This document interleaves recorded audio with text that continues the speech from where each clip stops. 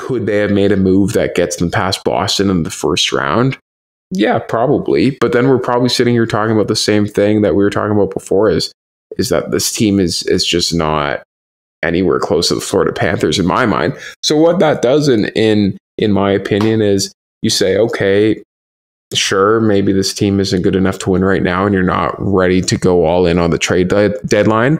Well, then now it's the offseason. What are you going to do to put that team into contender status so that come deadline time next season, you say, let's go get that guy who's going to put us over the top. You're now listening to the Boys in the Booth podcast with your hosts, Harper Cody, Chad Melbourne, and Casey Abrams. That's a big one. That's a big one. Yeah. Hello and welcome to episode 209 of the Boys in the Booth podcast. This time, it's everybody's favorite time of the year, really, when the Maple Leafs are out of the playoffs and our listeners can just laugh at us and say, I told you so. So we're going to get into that today. But before we do, if you've been living under a rock and not listening to our previous episodes with this guy, let me tell you who he is. It's Jon Kyriacou. It's my buddy from school. But notably, Jon was everybody's favorite scout for the Ottawa 67s back in the day. He was Kyle Dubas' right-hand man for the Toronto Maple Leafs a few years ago. I don't know if I'd call being his intern right-hand man, but you've got some experience there. And now he's everybody's favorite corporate lawyer. So, Jon, once again, welcome to the show. Yeah, thanks for having me. I mean, I wish it wasn't an annual event where we come on here and yell and scream after another tough exit for the Leafs, but it's where we are, and so happy to be of service when when you need me here for these events. Yeah, when we give you the call, you pick up the phone around this time of year because you've got nothing better to do because we're watching Florida and Boston right now and not Florida and Toronto. I'm just here as your sounding board, maybe a bit of your de facto therapist at this time of year. Yeah, and you know what? We all need it at this time of year. We sure do. We sure do. And yeah, as you said, Leafs aren't playing tonight. We got the other two teams up here. Brutal. Yeah, there's always next year. Yeah, there's always next year. But here we are again, Jon, talking about our ideal offseason for the Toronto Maple Leafs. And that's exactly what we're going to get into now. How I wanted to start this episode, because by the way, there's a million different places we could start. But how I wanted to start is just by saying that listen to this audio quality. We have two mics in person now. Last year when we did this in my apartment, we had a mic sitting right here and the two of us were speaking into it. And, you know, we don't get a ton of negative comments on YouTube, but there were a lot about the audio quality. You know, the comments on that video were either fire Dubas, fire Treliving, fire Key, fire everybody. Oh, no, and then most people want fire Chad. Fire me because I can't do a proper setup. But here you go to all the people who were giving us a hard time. That's where I wanted to start the show. It's a professional program now. Exactly. You're Brendan Shanahan. You're taking full responsibility, but you're coming back. Didn't everybody take full responsibility? Wasn't that something that was crazy? Like every single person who spoke, aside from maybe Keith Pelly, who spoke the other day at the press conference, Brendan Shanahan took full responsibility. Sheldon Keefe in his exit video took full responsibility. Brad Treliving took full responsibility. Doesn't it just kind of cheapen that sentiment when everybody says, it's on me, it's on me, it's on me? Doesn't it? Like, I don't know. That rubbed me the wrong way. I think it does for one reason. First of all, I appreciate the sentiment and the willingness to take responsibility of those people you mentioned. But the most important people in this whole equation didn't take full responsibility, and that's the players. The players who are treated like gods in this city. Oh my God. It's the same song and dance every year. They win the press conference in terms of saying, we love our teammates and we learned a lot this year and so on and so forth, but there's not a lot of responsibility being taken. There's not a lot of comments of, you think back to Nathan McKinnon a few years ago before the year before the Avs won the Cup, he's saying how sick he was of losing. I don't hear a ton of that. So, the coach can take full responsibility and Shanahan can take full responsibility. If Keith Pelly wanted to take full responsibility, sure, but those aren't the guys scoring the goals and stopping the pucks. So, you know what? appreciate it, but falls on deaf ears. Absolutely. That was the point I was trying to get across, where it just seems like no one wants to hear that, because it just doesn't seem sincere, especially because everyone just came back. Like, Brendan Shanahan still has a job. He's going into his 10th season, 11th season with the team, and has won absolutely nothing. And the McKinnon quote is a great one to bring up, because I think he said something to the effect of, "It's been 9 years and I haven't won shit." So, you would have loved to see one of the Leafs players come out and say something like that, but instead you have Mitch Marner saying, "I'm a god." To everyone. I think twisting his words a tiny bit there, to be fair to Mitch, but in effect, you know what? Nobody's stepping up there in terms of the players who are the ones who ultimately need to bear the responsibility of successive failures, and they haven't done that. So I guess that leads us to where we're going next. Not to be the host of this show, steering the direction. Someone's got to do it. Listen, it's usually Harper, and I'm not the host. I'm the guy who likes to yell and scream sometimes, but. Yeah, you're right. We should get into it.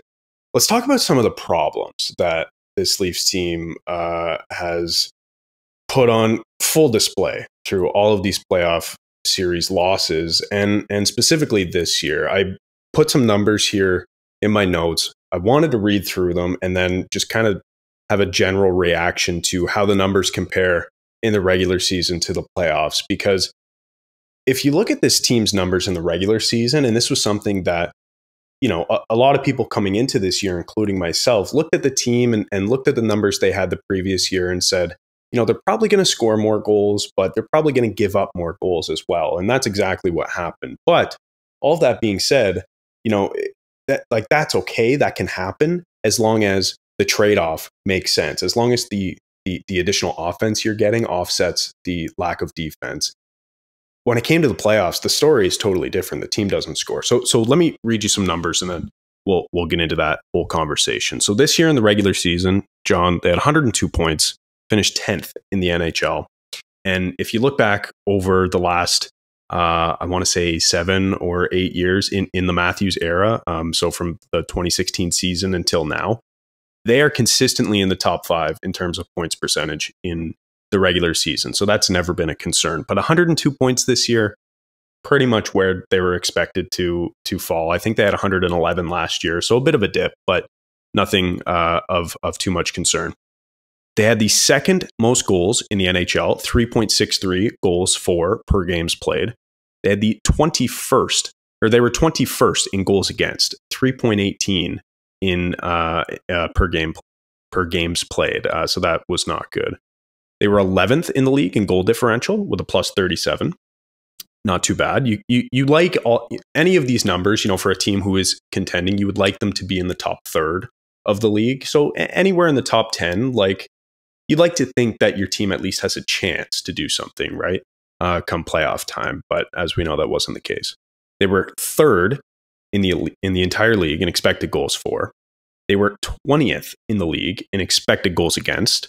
So those are pretty close to where they finished in actual goals for and actual goals against. So not a crazy outlier season either way, offensively or defensively. They were second in the league in hits given. So they gave the second most hits among teams. And, Brad Treliving brought in his whatever the quote was, sandpaper, I think he said snot was the word of the offseason.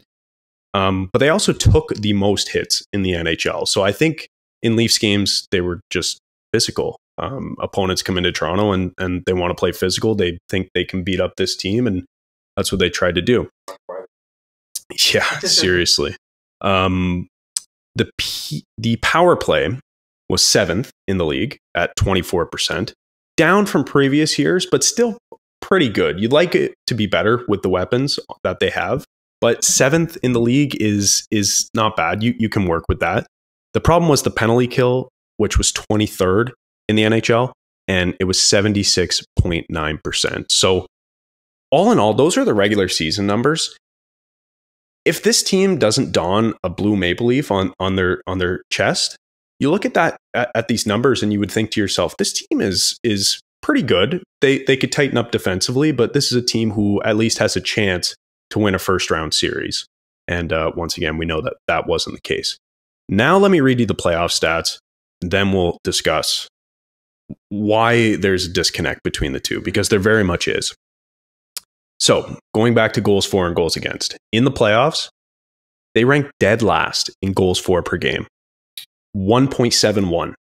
So now you can't score more than 3 goals in a playoff game in 15 straight. But ridiculous. Yeah. And Brad Treliving said it in the press conference. They make the other goalie look like the first star every game. Every night. And, every night. Sorry to interrupt. No, that's okay. About, going back even to the bubble, it's, this Corpusalo looked like prime Martin Brodeur. Then they run into Carey Price the next year. Looks like prime Brodeur. And then the year after that, who was it the year after that? Was it Vasilevsky? Yeah, Vasilevsky back-to-back. Vasilevsky back-to-back right at the second year. Did not look like prime Brodeur, but Bobrovsky did. Yep. And then this year, Jeremy Swayman, you're like, how does this guy not have a Vezina already? Yeah. But he doesn't look like, you see these games against Florida, he gives up 6. He looks human. 3. He looks human, but the Leafs, they make these guys look superhuman every single year. Every single year, and the one guy that was not superhuman against them is the guy who probably is most superhuman. Is probably the best goalie of all of them, yes. Really.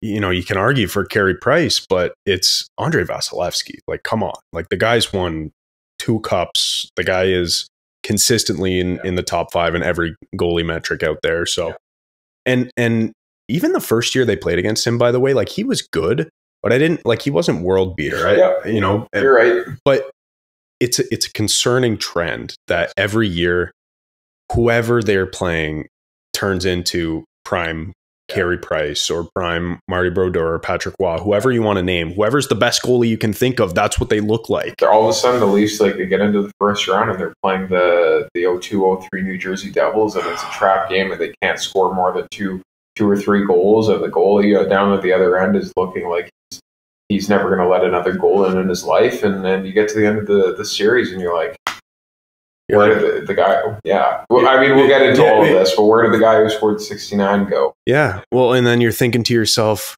wow, I watch Carolina, Carolina's a team who can score too, but I was going to say Colorado. Yeah. You watch a team like Colorado in the first round just pump Hellebuck with rubber, and it's like Hellebuck is going to win the Vezina this year. He was the best goalie in the league, and he's consistently in the top 5 in every goalie metric, but they made him look awful in the first round because they have dogs who can score. But yeah, I don't know if he helped himself, but at the same time, you're right. And even back to game 1 of that series, was it 7-6? Yeah, it was a 7-6 win for the Jets, and people are yelling and screaming about Georgiev and how bad he looked, and talking about it's a one-off for Hellebuck. But as a Leafs fan, you walk away from that and you're like, there was 13 goals scored in this game. Yeah. How did that happen? Did we score 13 goals in the entire series? They're asking themselves. I'd have to do the math, but yeah, that's actually a good question. Probably not. Okay, back to the stats, and then we'll continue.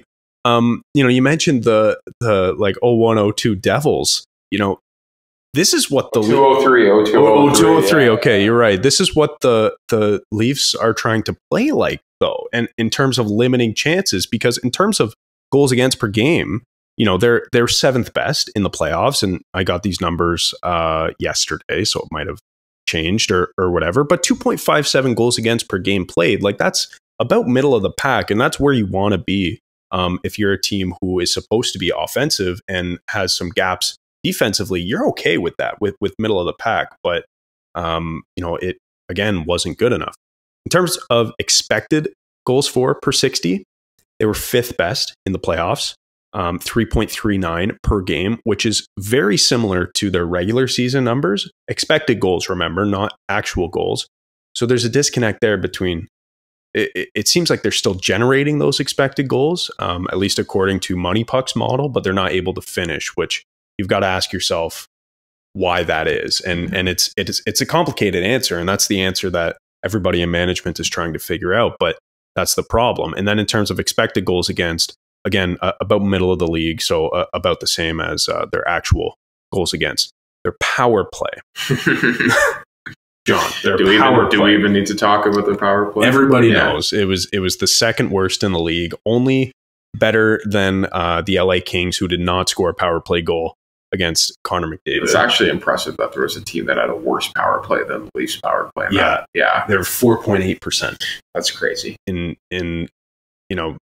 the first round, by the way, everyone, there's this old adage that the whistle goes away, but in the first round over the past few years, you can look at the numbers and the calls actually go up a little bit. And I'm not sure exactly what the calls ended up being at the end of the series, how many per game, and comparing that to the regular season, but they got their chances is what I'm trying to say, and they weren't able to capitalize. Special teams means everything in the playoffs, and theirs were brutal. So that was the power play percentage, 4.8%, and the PK percentage was 64.7. It was the fourth worst among teams in the playoffs, and just to remind you, they were 23rd in the NHL in the regular season in that category. So those were a lot of numbers, but I think it's necessary to lay those out to highlight the problem with this team is that they can't score in the playoffs, despite the fact that they're paying 4 players up front and 1 player on the back end more than half of their salary cap to do exactly that, score, and they haven't. We interrupt this podcast to tell you about one of our favorite partners, Sign Up Expert. If you're a sports bettor, whether a brand new one, casual, or hardcore, listen very carefully because this ad is for you. Guys, line shopping for the best odds matters, and that's why any profitable sports bettor needs to be using multiple sportsbooks to maximize their winnings. Thankfully, there has never been a better time to get signed up, and we are here to connect you with the best promotions industry-wide. When you use our link at signupexpert.com/boysinthebooth, you can get access to all the top sportsbooks in your region, along with a review of each platform and their benefits. Most importantly, all of these sportsbooks have valuable sign-up offers for new users, and when you register through our link, again, signupexpert.com/boysinthebooth, you will automatically receive the top offer at each one, allowing you to start line shopping with an enhanced bankroll. Guys, once again, it's simple. When you use multiple sportsbooks, you ensure that you can always access the best available odds out there, which is key to being successful and taking home those winnings, baby.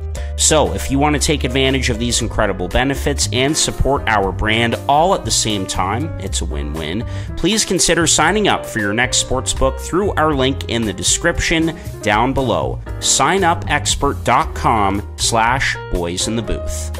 One more time, that's signupexpert.com/boysinthebooth. Hey guys, Harp here from the pod. We all want two things as sports fans when it comes to buying tickets: to not be ripped off by scalpers and to have an easy way to do it. That's where SeatGeek comes in. This pod is sponsored by the absolute best ticket app out there, SeatGeek. SeatGeek takes the confusion out of buying tickets, making it quick and easy to get the best deals on tickets to your favorite sporting events. It does this awesome thing where they score each ticket out of 10 based on its value, so you know whether you're getting a good deal or not. If the tickets are green, you'd better act quick and secure those things, but if the tickets are red, maybe wait a little bit before pulling the trigger and monitor the price in the SeatGeek app. SeatGeek just makes it way too easy. Anyways, here's the best part. SeatGeek has completely hooked us up. Boys in the Booth listeners get $20 off their first purchase on SeatGeek with the promo code Boys in the Booth in all caps. Click the link in the description to download the app today. And remember to get your discounted tickets to your favorite sporting events using the code Boys in the Booth in all caps. Get great seats for a fraction of the cost with SeatGeek. Now back to your regularly scheduled podcast. Yeah, I mean, that's like, it's not much more to say other than that. Like you're paying, and you know, playoffs is a bit of a different analysis in the sense of like it doesn't really matter what you're paying guys, but you know, certainly you're building your team for those playoffs and through the regular season.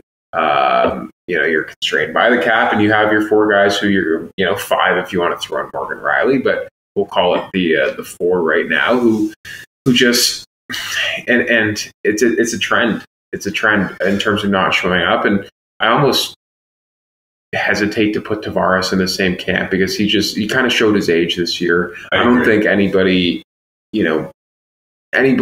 not looking at the salary would look at him and say, I expected him to drive a line or be able to change a game in the playoffs. Notwithstanding that, they're certainly paying him for that. But, more concerning to me is you can call me president of the Austin Matthews fan club. I love the guy. He's definitely the greatest Leaf I've ever seen. Definitely one of the greatest players I've ever seen in my lifetime. Probably going to be the greatest Leaf of all time. If he's not already. I mean, a cup would certainly solidify that. Yeah. But, the fact of the matter is, he scored 69 this year. Mm-hmm. Amazing year. I haven't seen anything like that. And he missed the 2.5 games, I guess, in the playoffs, but he had 1 goal. He had 1 goal in the playoffs. Last year, he didn't score a single goal against the Florida Panthers. So he's not a playoff goal scorer. Yeah. He's scoring, at a pace that nobody else can match in the NHL in the regular season, but that's not being carried over to the playoffs. I wish I had an answer for you in terms of why. He's the biggest guy out on the ice. Mm-hmm. He's big, he's strong, he gets his chances, but he isn't able to capitalize. I guess maybe that's kind of the story for the entire team. Mm-hmm. I know people are dogging on Marner right now. I'm about to do the same. We're going to do it. 3 points. 3 points in the first round. Not good enough. Yeah. Willie, I thought, you know what? I think I liked Willie's game. He missed the first 3 with migraines. Nothing you can really do about that. But when he showed up, I thought he was good, and I thought he was good last year too. Yeah, 3 goals in 4 games. I'm actually, of the core guys, that's the guy I'm least concerned about in the playoffs. And JT, as I kind of just said, he's getting paid like a guy in the regular season. He's getting paid like a guy who should be driving a line and creating offense on his own, but it just wasn't really there for him this year. Yeah, just 2 points in 7 playoff games. Yeah. I don't know what he finished with in the regular season, but it was something around 60, 65 points from what I remember. I'm sure we can pull that up. But, going to be interesting for him, I guess, going over to play for Team Canada and the World Championships is a good opportunity for him to disconnect and get out of Toronto. Definitely. But every year I feel like I come on here and say the same thing at both the beginning of the season and the end of the season. And that is that your best players have to be your best players. There's a lot of talk of, unsung heroes in the playoffs and your 3rd and 4th line being able to get you over the top. And certainly there are those things. And you need to have a deep lineup and you need to have guys stepping up and contributing. But when you get to the end of it, every single season, when you get to the end of the season and you've won the Stanley Cup and the Conn Smythe is awarded, Conn Smythe's not going to Tyler Bertuzzi. It's not going to Dewar, or it's not going to David Kemp. It's going to one of your star players. Those are the guys who get you over the top. And the Leaf star players are not doing that. Yeah, and it's not only that they're not doing it, they're not even close. Like, and you look at Matthews game 2, where, that might have been his best playoff performance ever. He had 3 points in that game. He was amazing in that game. He was snapping back faceoffs. He was blocking shots. Great game to be a real sports for. That's true. Yeah, we were there for that. Yes, that's right. And throwing doing everything that you want him to do. And then, you can't really fault the guy if he was injured for missing those games, but it's like, where is that consistency from everyone else doing that kind of stuff? And it's not even, and let me take a step back first of all, because, we are talking about another first round loss. Yes. This was a first round loss in overtime of game 7. So I'm sure there's a lot of people, I'll call them delusional people out there, who might be saying, maybe not Leafs fans, but I'm sure there's at least one person out there who's like, why are you acting like they got swept? They were a goal away in overtime. They would have been in the second round. Make no mistake, this team, if they made it to the second round, would have been swept by the Florida Panthers. Yes. This team does not step up and cannot play teams like that and cannot match up against teams like that because they just don't have the heart, which is tough to say because... Well, it's tough to quantify, too. It's tough to quantify, but I look at guys like, what was it, Game 2 of this Bruins-Panthers series, where Boston's getting crushed 6-1, and David Pastrnak, whether or not he asked his coach for permission, but he at least said something that appeared to suggest, like, I'm going to go fight Matthew Tkachuk. Yeah. And, I have a million good things to say about Matthew Tkachuk. The guy's a warrior. But David Pastrnak, certainly not a guy known for fighting. No. A guy who scores a ton of goals, best player on the ice, wasn't in the first round against the Leafs. Yeah. Also hasn't been here in round 2 against the Panthers, but at least that's a guy where you can sit there and say, your team's getting crushed and you're not doing much, but he's determined to go out there and set a tone and do something different. Mm-hmm. So if the Leafs are losing 6-1 to the Panthers, which they probably would have in round 2, in my opinion, is Marner going out there and fighting Tkachuk? Is Matthews going out there and fighting Tkachuk?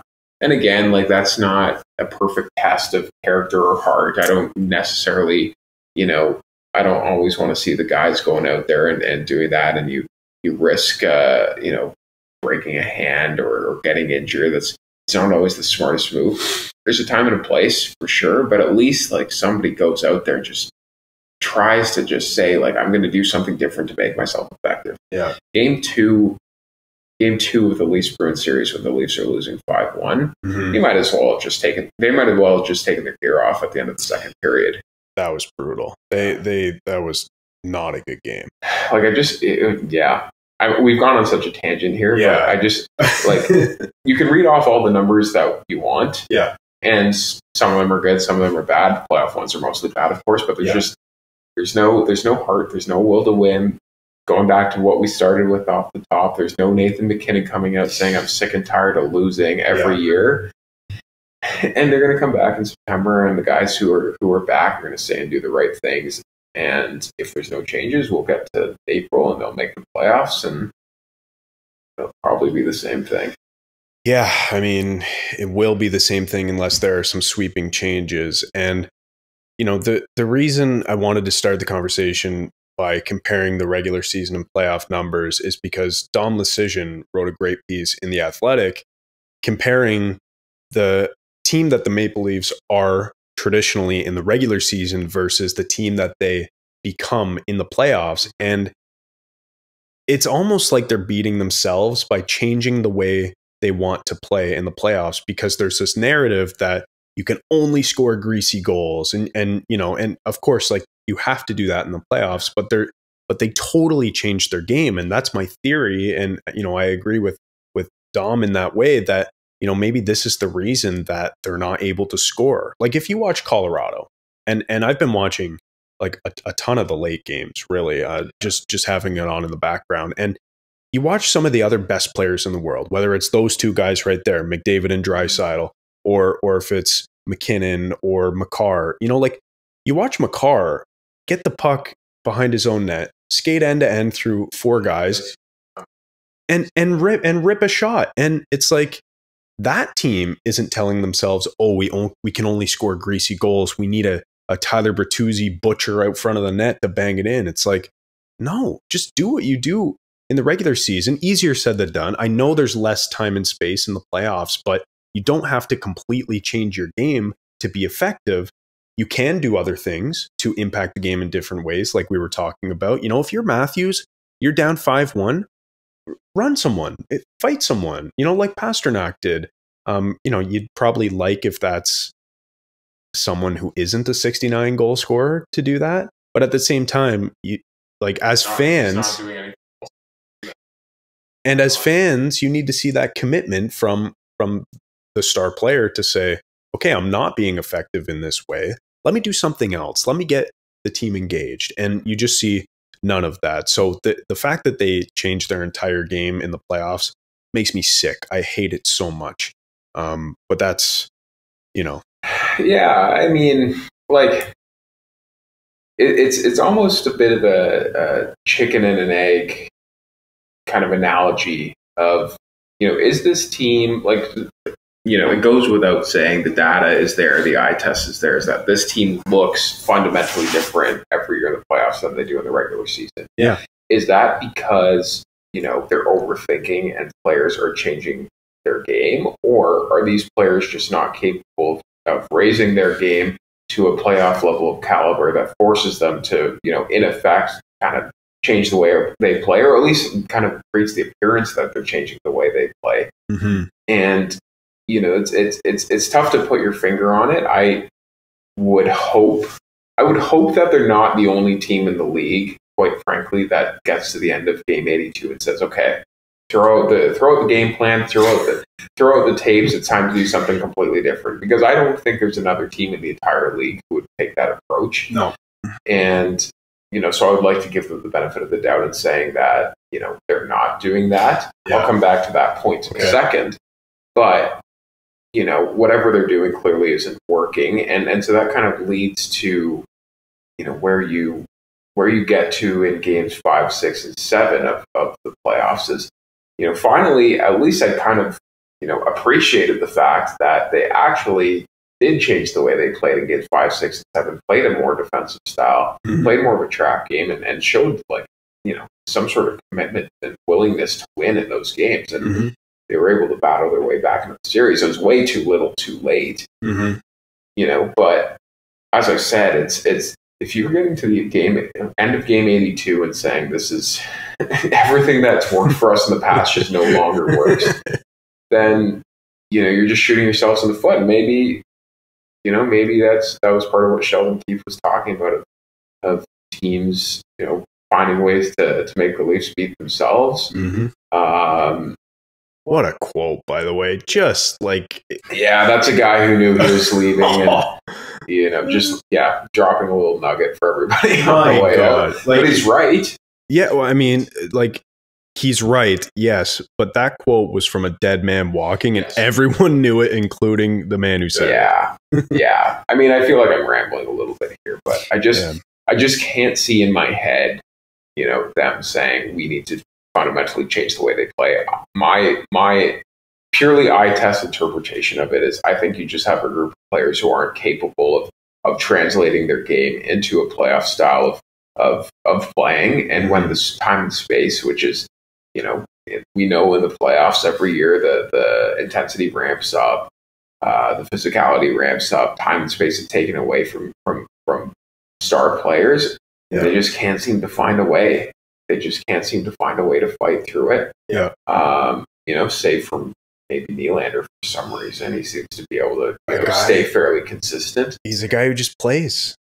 Sometimes, and he kind of comes with, I've never met Nylander and don't know anything about him in terms of his personal life, but at least what he gives off in terms of media and his interviews, he kind of just seems like a guy who, is pretty low stress, doesn't overthink things, just kind of goes about his game, goes about,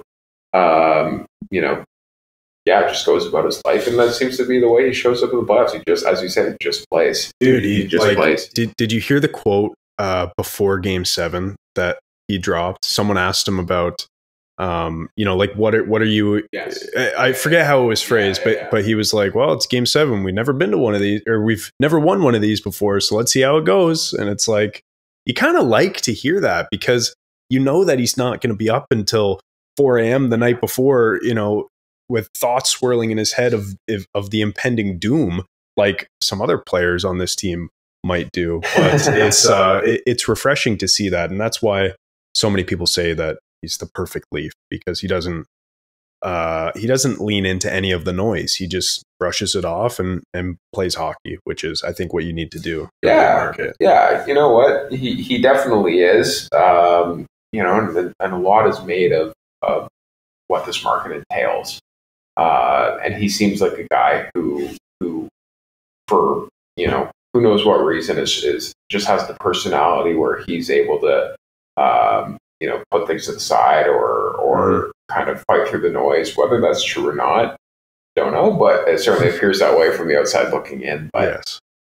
When you see teams like the Rangers rolling along and Boston just, had year in and year out as a difficult team to play against, and teams from other markets where fans are crazy and the media attention is fierce, like you never really talk about guys who crumble under pressure in those markets for some reason. Mm-hmm. It's just when it comes to Toronto, it's always the easy excuse of like, oh, this guy just can't put up with this market, can't play in this market.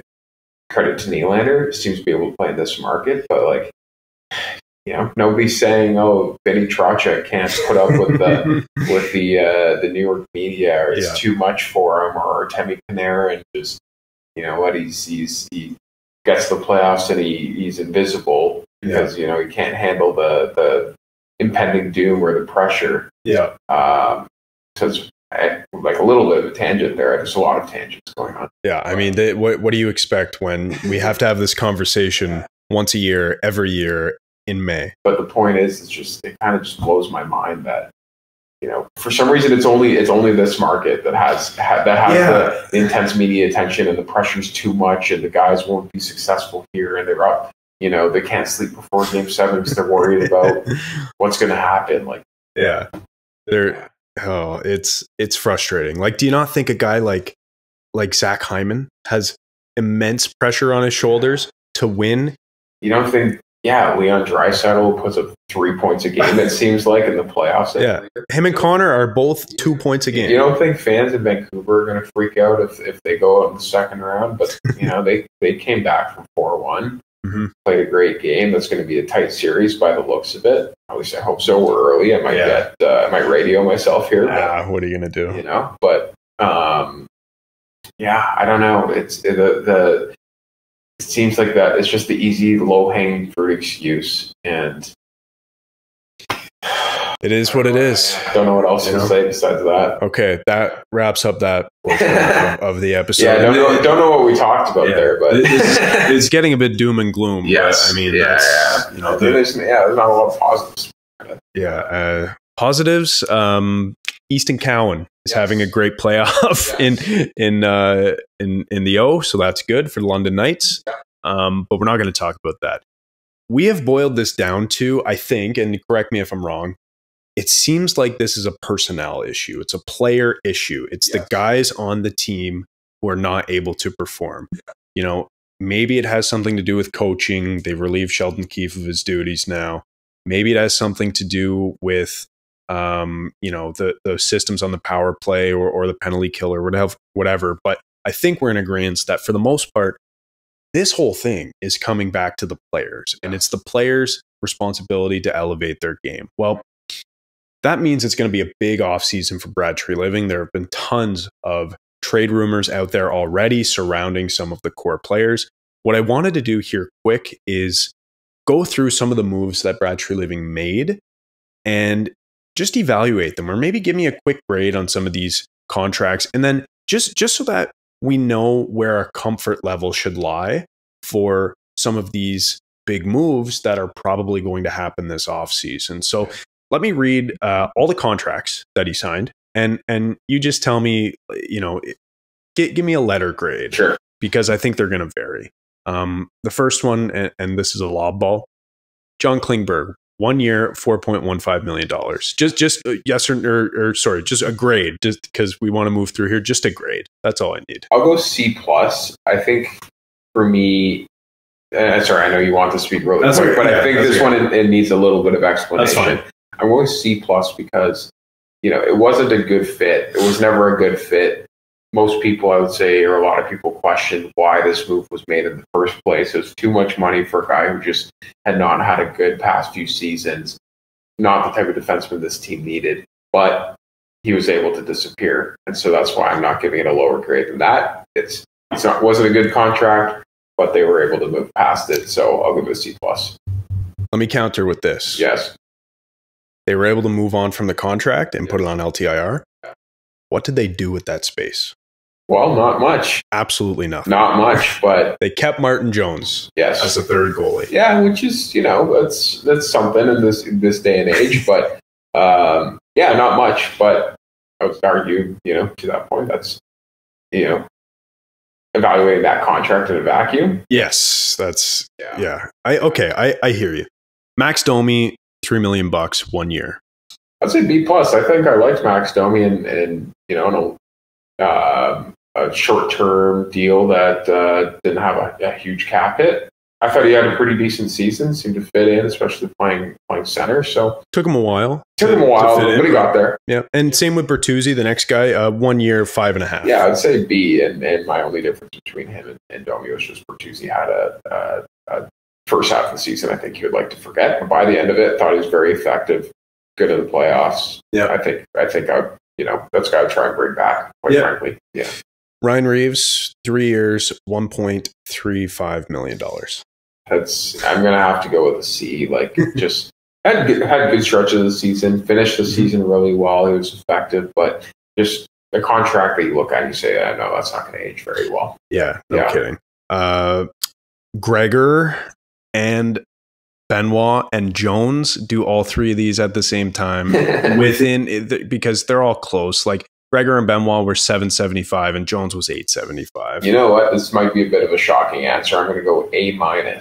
A- because Jones saved your season, arguably, when you're dealing with injuries and he had to come in. He was amazing. Mm-hmm. Great third goaltending signing. Benoit, you found a bit of a diamond in the rough of a guy you probably didn't pencil into your roster. Mm-hmm. I certainly didn't. Ended up playing in top 4, top 5 minutes for you down the stretch. Which is too much, by the way. I think we can both agree on that. It is too much. Would never say anything else. It is too much, but you needed somebody to fill that spot. He was a guy who stepped up and maybe surprised a few people. Would not pencil him in there for next season, but for this season, at the value he was at, I'll take that as a win. Gregor, I don't know. He's fine. But the other two, when we're grouping, those three together, those two set you apart. When you have those kind of low end, low cap hit signings, if you have a guy or two who step up and play at a value above their cap hit, then I think you're doing well. Okay, that's fair enough.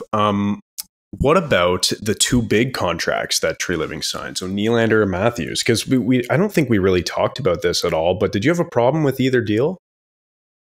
Nylander, of course, 8 years, 11.5. Matthews 4 times, 13.25. I mean, Matthews, I think you're in a bit of a situation where this is one of the top players in the league. Notwithstanding everything we just said about his playoff performances, this guy in the regular season is throughout his career as a Leaf is going to be somebody who wins multiple Rockets. Is going to be in the Hart Trophy conversation. How many Rockets does he already have? Gotta be 3 or 4 now. He's got this one this year. He split the one with Pasta. Yeah, the 60 season. This might be 4. Might be 4, 3 or 4. Yeah, but so this is one of the top players in the league. Whenever you have a player of his caliber come up for a new contract, there's going to be pressure from his agent, from the NHLPA to push the players forward and take that next step. And he was the guy who was next to take that leap and be the highest paid player in the league. Yep. So I don't think best case scenario was going to be much different from what they got. I think I'm fine with that deal. You certainly wish that there was a bigger jump in the salary cap come next season, but it's what it is. That one I'm fine with. Nylander, you know what? He had a good season. He's this year performed as a top 25 player in the league, I would say. Yep. I mean, I think he finished like top 10 in points, did he not? Yeah, he was up there. He was up there, almost 100 points. Yeah. Really good season. My issue with that is kind of what got the team into trouble years ago when they signed Marner and Matthews to the big extensions out of their ELCs and took Nylander to November 30th or whatever it was to sign his RFA deal on a deal that ended up actually looking pretty good. Yeah. He did not for the rest of that season. He did not for the rest of that season, terrible. But by the end of that contract, you're like, okay, this guy's worth way more than that. But what seemingly got them in trouble on those deals was I don't know if it's so much overvaluing players or putting an overemphasis, I would say, on big seasons and over projecting for the future. Nylander, he, coming into the season, I think if you pulled, and I don't I feel like I'm speaking for a hypothetical person or group of people in my head, but I feel like if you polled people going into the season, you'd probably come to a conclusion that Nylander should be somewhere around the Timo Meier deal, 8.75. Yeah, like in that 8.5, maybe at the upper end, like 9.5 range. Yeah. And he had a really hot start to the season, and by game 20, all of a sudden he's worth 11.25. Like that's a big jump in a 20-game span. Yeah. Luckily, you know what? He performed well the rest of the season, and you hope he continues that going forward. But I do take issue with, in the span of 2 months, a guy increasing his value by that much. When you have that much data behind it, sometimes there's guys who are young at the beginning of their careers who show that improvement. You say, we need to get him locked in right now before he continues to improve even more. Yeah. But there's 28 8 seasons into his NHL career, and for the most part, he's kind of been he's shown improvement certainly in the past few years, but for the most part, he's like a 75, 80, 85 point guy last season, and now he had a great career season. As I said before, probably a top 20, 25 guy and player in the league, and just to increase his value by that much in such a short span of time was one I take a step back and I say, is he going to, based on what we've seen through his career, is he going to put up 95 points next year? I don't know. I mean, but he's getting paid like a guy who is. Yes. If I were to guess, I would say going forward, and I don't know how long it lasts, by the way, because, I believe he's 28. I think he's your year. I think he's a 95. Or 96 rather. 96 rather. And so I think, I mean, by the time he's done his contract, who knows what the production is going to be like. But I think for the next 4 to 5 years, you hope it's 85 to 95. That would be a comfortable range to be in. And you hope the cap keeps going up. But yeah, I was also a little shocked that the number went from 9, really. Like, I think his camp originally wanted, somewhere around 11 coming into the negotiations, it sounded like. But, his value essentially went from 9 to 11.5 real quick. Yeah, and credit to him for being able to step up and perform like that and show his worth. Like if he went into the negotiation and said, I'm worth 11.5, and the Leafs said no, and he said, okay, well then I'll show you, and he did, then hey, credit to him. But every negotiation with this team, now over 2 general managers, can't go something like, I'm worth 11.5, and the team says, no, you're not. The player says, yes, I am. And the team says, okay, you're right. Yes, you okay, yes, sure. Right. Yes, you are. Yeah. And so yeah, you hope, like you said, that he's an 85, 94, 95 point guy going forward, because he kind of has to be at that cap hit. Mm-hmm. Yeah. I didn't anticipate spending that long on Nylander or Matthews, but that was great. I mean, we never really got to talk about those contracts. There we go, a little late reaction. Yeah, so that was good. What about Bobby McMahon? And and this is the last contract I wanted to talk about. 2 years, $1.35 million. What'd you think of that one from Tree? I like that one. I think he's a guy who, notwithstanding him coming up from the Marlies halfway through the season, he's not a young guy. He's spent a lot of time in the AHL in his career. But he was effective, and he brought a little bit of that sandpaper and that grittiness that you like to see from your middle 6 guys. Yeah, he's a guy I think they really, which is shocking to say because he was in the AHL at Christmas this season. Yeah. Apologies to Bobby McMahon if he was up in the NHL a little bit before Christmas, but he was a guy that they missed in the playoffs. Which is crazy to say. You're right.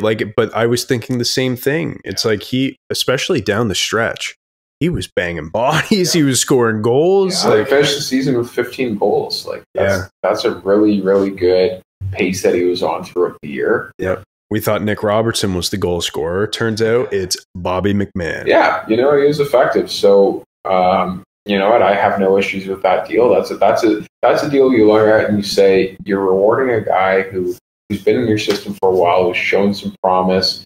Get him on an NHL deal, and in the event it doesn't work out, you can bury that contract. but I think it's going to work out. Yeah, I do too. It's only 2 years. I think he's a good player, and we'll see. It's variable too, so it doesn't really matter in the grand scheme of things.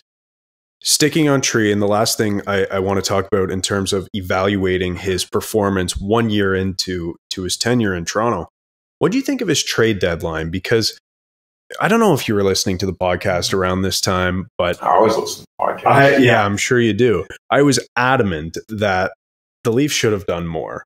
I thought that Easton Cowan should have been on the table. I thought Fraser Minton should have been on the table.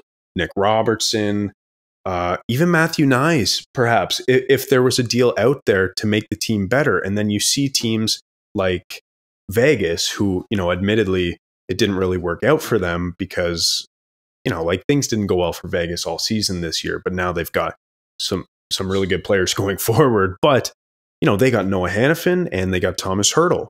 And to me, I looked at that and I thought, that's exactly what the Leafs need. They have a problem down the middle.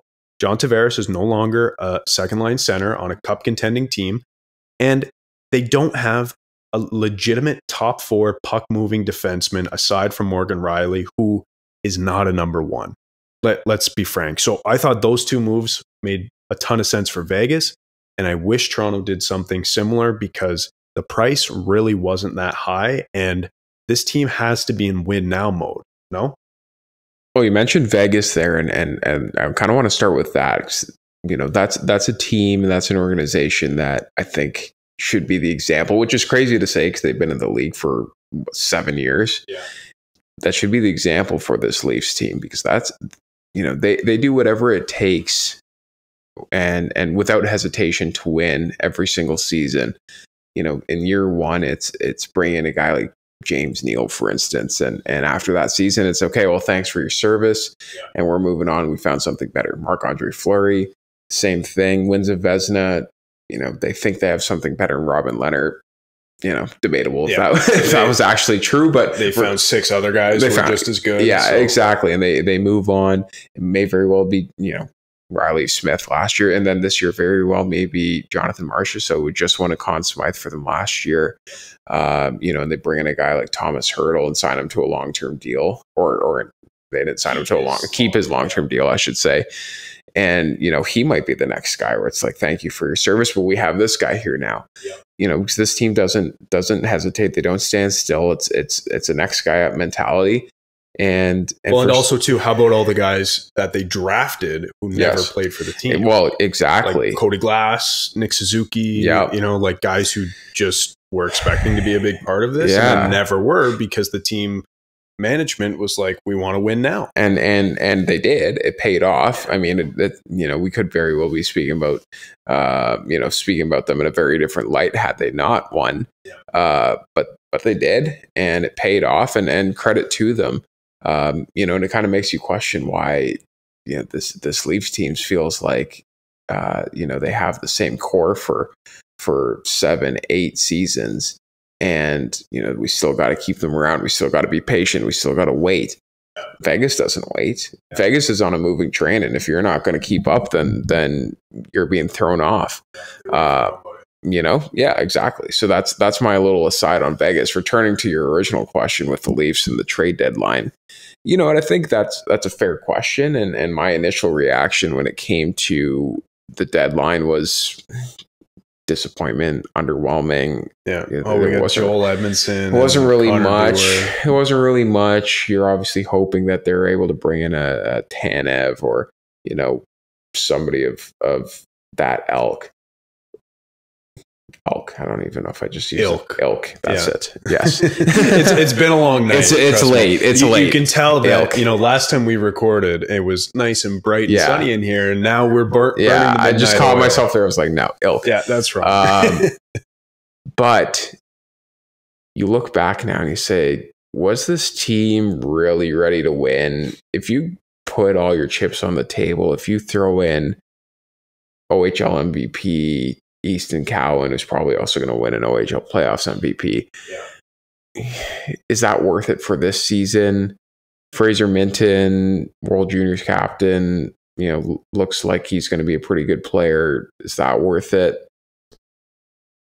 Matthew Nyes had a really good playoff series for this Leafs team. Yeah. Looks like he's going to be a key contributor for them down the road. Is that worth it for this season? I just don't see what moves they really could have made that would have put them at least at the deadline. Contender that would have status. put them exactly. That would have moved them into contender status. Could they have made a move that gets them past Boston in the first round? Yeah, probably. But then we're probably sitting here talking about the same thing that we were talking about before is that this team is just not anywhere close to the Florida Panthers in my mind. So what that does in my opinion is you say, okay, sure, maybe this team isn't good enough to win right now and you're not ready to go all in on the trade deadline. Well, then now it's the offseason. What are you going to do to put that team into contender status so that come deadline time next season, you say, let's go get that guy who's going to put us over the top. Exactly. So that's really what we're talking about here is what we think Brad Treliving should do in the offseason, because he made it very clear to everybody that he wasn't willing to reward this group at the deadline. You know, bringing in a guy like Joel Edmondson or Ilya Lyubushkin or Connor Dewar or Cade Weber, by the way. Like that was someone who they really talked about quite a bit. And they seem to really like him because he's big and plays defense and won defensive defenseman of the year. Ken Holland would say, he's a tree, not a shrub. There you go. So, and it sounds like Treliving likes those kinds of guys. And that's pretty evident by some of the comments he's made. But the point is, he made it very clear that he didn't think the team was near contender status. So the point that you were making is, well, it's well received. I hear what you're saying. My counter to that is you have the best goal scorer in the NHL. Yeah. He's not going to be here forever. Yep. You have some of the best players in the NHL. You have, at points of the season, competent goaltending. You have at points, you know, you have players around the periphery of this offensive group who are also contributing at times. Like, if not now, then when? And why waste a year of this core again? Because that's what this was. It was another waste when you could have done something at the trade deadline to set up the team in the future. And I know it's easier said than done, but I look at a move that they did last year in getting Jake McCabe. And to me, that's the perfect deadline move, because you get a guy who helps you now, but also has term, and you don't have to give up a ton for him. But the value isn't even what I have a problem with. Like I already told you, like I thought some of the big prospects in the Leafs system should have been in trade talks, or at least, you know, entertain the fact that these players could be moved, because if they're not helping you now, and if they're not helping you next season, then, you know, all of a sudden in a couple of years, Matthews is a couple years away from leaving, and you have to start over from scratch. So I don't like the rationale. I think it was a wasted season, and I've said that, you know, all along, and I really hated the deadline. The truth is that every season that ends the same way that it has with these guys is a wasted season. They've had 8 wasted, well, maybe not the first couple of years, but give them a pass for the first. But they've had multiple wasted seasons, and this was certainly a wasted season. Yeah. But that's the reason why you need to retool quickly. Maybe retool sounds like a big word. That's one step away from rebuild. So I almost want to backtrack there and not say retool, but you want to tweak very quickly, add very quickly, because you don't want to be going into next season saying, well, we're still not good enough. And now all of a sudden we're back here a year from now saying Matthews is going to be 28 or 29 next season. And then you're talking about kind of panic mode here with these guys. You don't want to be getting to that point. So it's imperative that they pivot very quickly here. Yeah. But there are still some glaring holes. Well, and that's again to my point. I just don't see you could have put any of their prospects on the table, and I just don't think there was a move out there that would have put them in contention. Like, would you have given a first round pick for Chris Tanev? No, not for Chris Tanev. No, neither would I. But even if you did, let's say you did, and you put Chris Tanev in your lineup because he was one of the top. You know, it was kind of him or Sean Walker, like a guy of that status ilk. That's right. See, I can use it. If we even got that, I don't know if that was. I forget if that was cut out or not. No, it wasn't. I wish it was. You get a guy of that status into your lineup. That's maybe you get by Boston. Yeah. Maybe you get, but you're not winning the cup, and so. I hear what it's tough. It's just, to me, it was more of a fault. The trade deadline was more of a fault of this team just going into the season not being built properly. Yeah. Which you can blame on, whether you want to blame it on Dubas or you can blame it on the offseason that Treliving had last year. I don't blame either of those guys. Then who do you blame? I blame Brendan Shanahan for firing Kyle Dubas essentially at the middle of an off season. I know that it was in, I think, May when he got canned. It was the start of the off season. But when Brad Treliving comes in, now it's middle of the off season.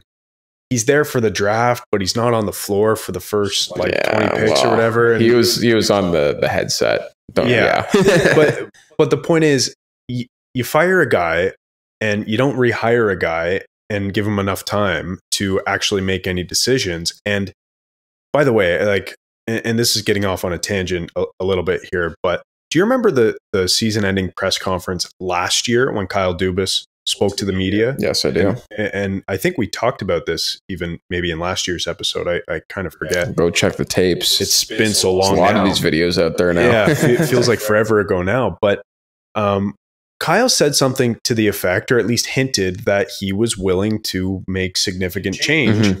And everybody thought that Kyle Dubas was going to get an extension and come back and be the GM of this team. And finally, it seemed like he was willing to move off of the core four. Well, I think it was 2 days later, maybe 3 days later, Brendan Shanahan fired him and said, absolutely no, you are not doing that. We don't know what was actually said, but by all accounts, it seems like that was the case. And he was committed to those guys. And then he said, I'll get someone who will share my vision and will also be committed to these guys. So I just think it's really funny that now in this most recent press conference, end of year press conference, Brendan Shanahan is saying that, the time for patience is over and we need to be flexible and look at all options. Essentially now saying that he's willing and open to trading one of the members of the core four. So to me, that's who I place the blame on for the poor roster construction coming into this year, because you fired a guy who was willing to do something drastic and you rehired a guy and didn't give him enough time to actually make a difference. We interrupt this podcast to tell you about one of our favorite partners, Sign Up Expert. If you're a sports bettor, whether brand new, casual, or hardcore, listen very carefully because this ad is for you. Guys, line shopping for the best odds matters, and that's why any profitable sports bettor needs to be using multiple sports books to maximize their profits. Thankfully, there has never been a better time to get signed up, and we are here to connect you with the best promotions industry-wide. When you use our link at signupexpert.com/boysinthebooth, you can get access to all of the top sportsbooks in your region, along with a review of each platform and its unique benefits.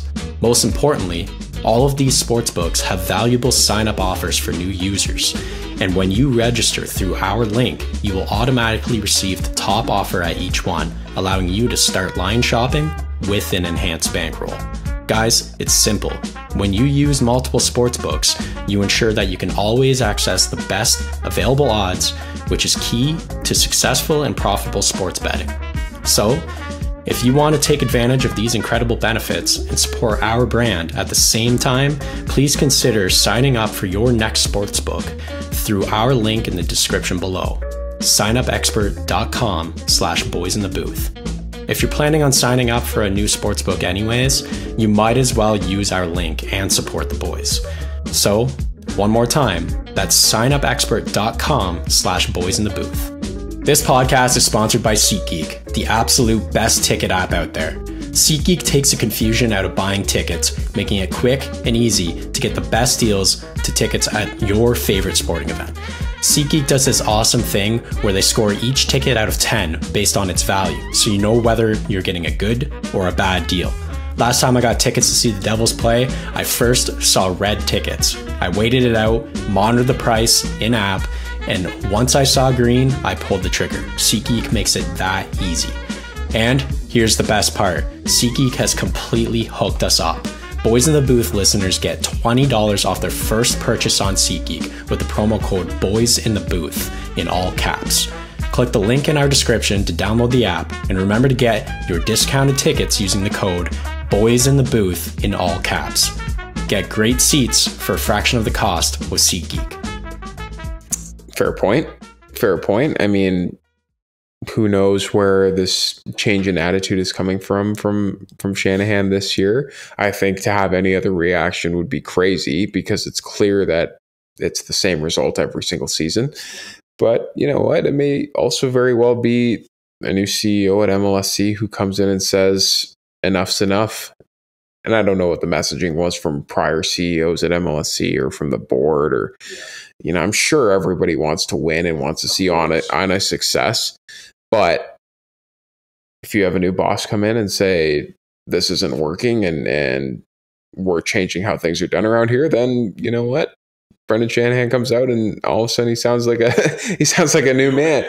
He's the boss. If Kyle last year comes out and says what his plan was and what his vision was, and maybe that involved looking around and seeing what options there were for to move off of some of his core guys, that's fine and well, but he wasn't the ultimate boss. Brendan Shanahan was the ultimate boss, but Brendan Shanahan also has a boss, and that guy might be setting the tone going forward here.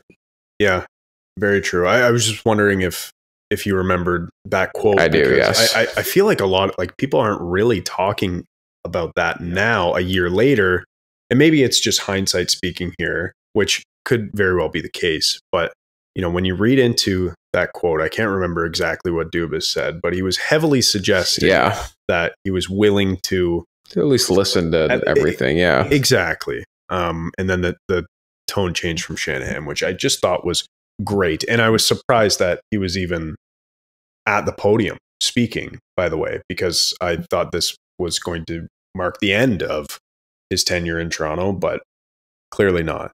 Okay. That's Brad Treliving and a million other things in that section. Next, coaching. We know Sheldon Keefe has been relieved of his duties as head coach of the Maple Leafs before his extension of 2 years even kicks in, which you had to expect this year if it didn't go well, which it didn't, that he would be the first guy to go, and he was. So it didn't come as a surprise to anybody, but here we are. Sheldon Keefe no longer the coach of the Maple Leafs. There are some intriguing options out there. I have a list here.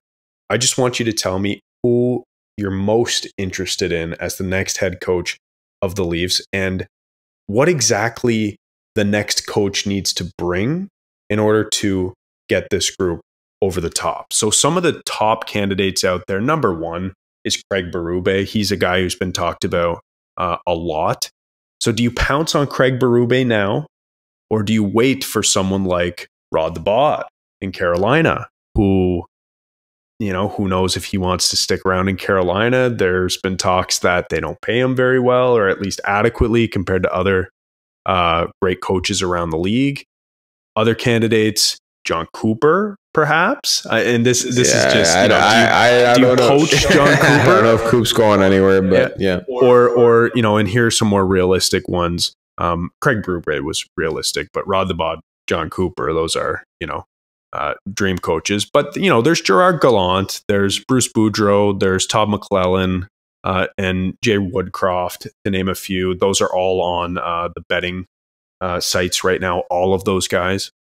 Any of those guys stick out to you, or is there anybody else who you think would be fit to coach this team and maybe get them over the top? Yeah, I think it's a bit of a cliche, it seems like, based on the talk and the you know, what's being said in the media, but Craig Berube seems to be an attractive option. He's certainly got a recent Stanley Cup, and you know, if his coaching style is anything like his playing style, he's a guy that expects a lot and demands a lot of those around him, who can be hard on those around him, is going to make guys feel uncomfortable. All of which, people in the fan base probably would like to hear. It seems like, and this is purely anecdotal, that teams alternate between experienced coaches and then the new guy, and then back to experience and then the new guy. And Sheldon was the new guy. Yeah. And so I think this list of candidates is correct because it suggests that, correct minus Jon Cooper. Correct. I had in my notes, poach Jon Cooper? No, and while I'm at it, I'll say Carolina would be crazy to let Brind'Amour go. So but they almost got swept in the second round here. I mean, they won game 4, but they got swept last year in the conference finals.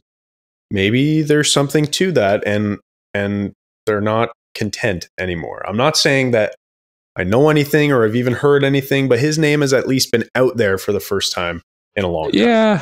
Yeah. My perception is that's more of a product of there being an ongoing negotiation rather than some discontentment or players not responding. And I have the same information you have, of course. Yeah.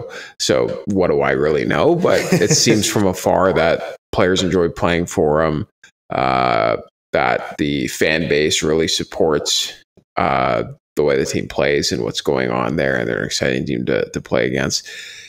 Every coach has a shelf life, so he's not going to be there forever. And the team in Carolina has not achieved the ultimate goal of winning a Stanley Cup.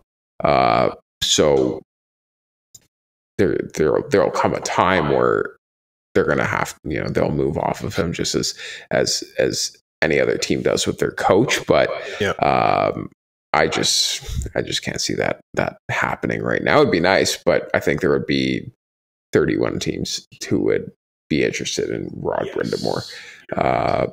And same if Jon Cooper was ever let go, there would be 31 teams that are interested in Jon Cooper. Yes, 31 teams who could pay as much as MLSE, though. That's the question. Well, that's the question. And I've seen firsthand. I was you called me Kyle Dubas' right-hand man, which was a huge exaggeration of my title as hockey operations intern with the Toronto Maple Leafs in the summer of 2015. But during that time, I saw firsthand the Leafs back of the Brinks truck for Mike Babcock. That was the summer he was introduced, and the hype that went with it, and the long contract and the reverence for this coach is coming in that's going to turn things around. And we have to be careful because he came here and he's got the reputation he has now, but there were certainly some good things that Babcock did when he was here. The team made the playoffs, and that not his first season here because they were terrible, but the first year with Matthews and Marner, they made the playoffs and showed some signs of growth. So there was that going for that era with Mike Babcock, but he was let go halfway through that contract. And so do you want to, if Brind'Amour was available or Jon Cooper was available, do you want to give the 8-year $60 million contract or whatever it was that they gave Babcock, something around that? If you don't have the players on the ice who are willing to perform. So anyways, we're off on a bit of a tangent, but back to the coach that I think is correct. Yeah. Berube seems like the easy choice. Jay Woodcroft, maybe, I don't know if he has the experience that you might be looking for. Gerard Gallant, he undoubtedly gets a boost from his teams in that first season, but he doesn't seem to last very long. And I don't think if you're hiring a coach, you're looking for a guy where you bring him in and you say, okay, he's just going to be our coach for 2 seasons. You're hoping it's going to last a little bit longer than that. Although these days, Yeah, I mean, the amount it is of coaching turnovers. It's quite a crazy. carousel. I think there's been something like 19 coaching changes in the last calendar year, or a little over a calendar year. Yeah, well, Sheldon Keefe was one of the longest tenured coaches until he was fired. So. I know, crazy. So, Bruce Boudreau.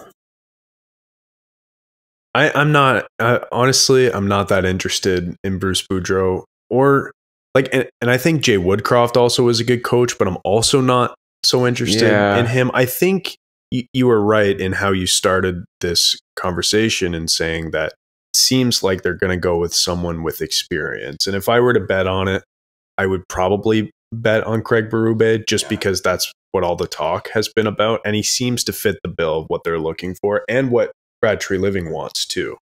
Yeah, that's exactly it. I think he seems to fit the bill. And I think he gives at least the perception that, and not saying that Sheldon Keefe did this necessarily, but he gives the perception that he's not going to make it comfortable for the players to continue to do things the way that they've done them.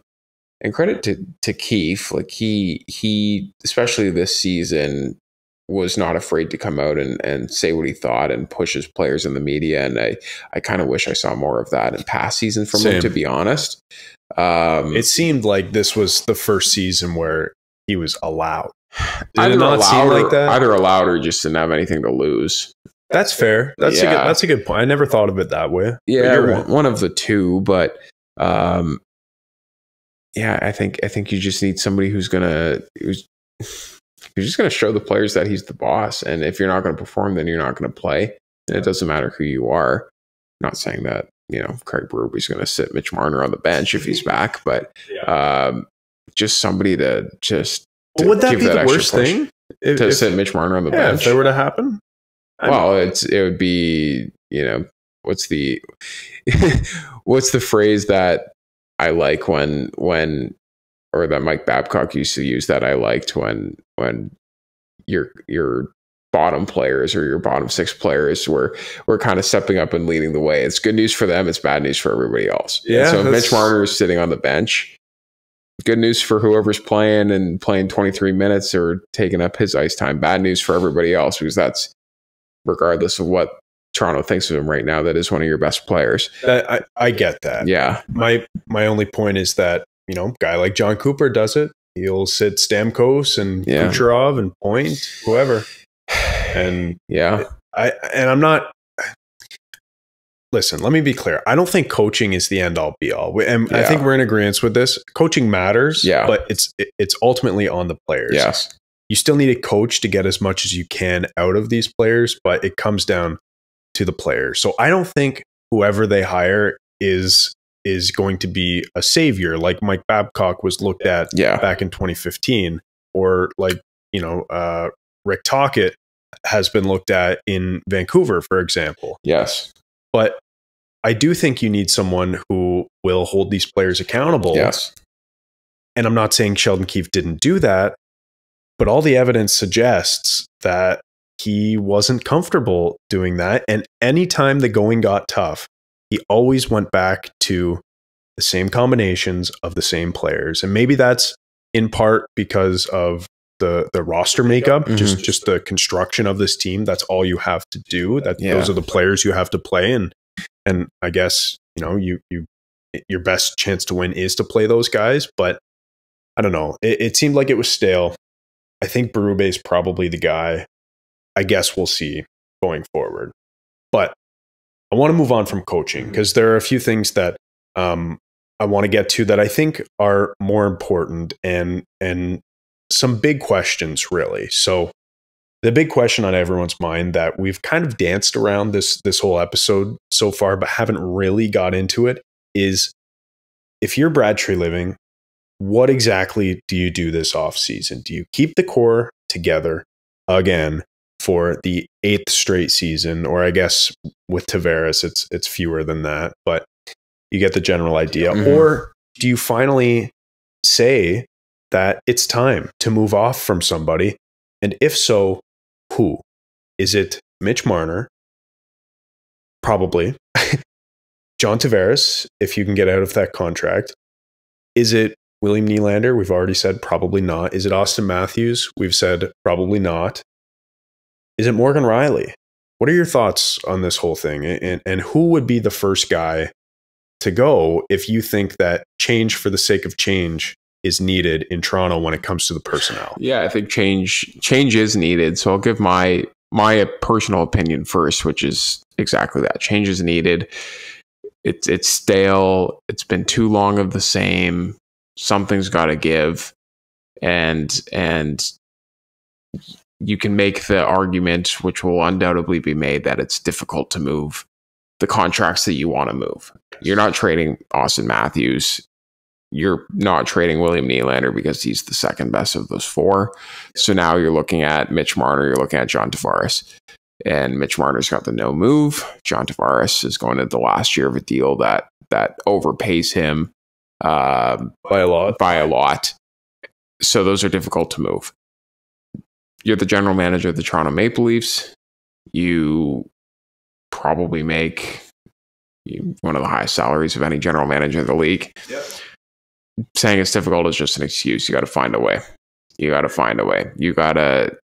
go to those players and at least inquire about their willingness to move.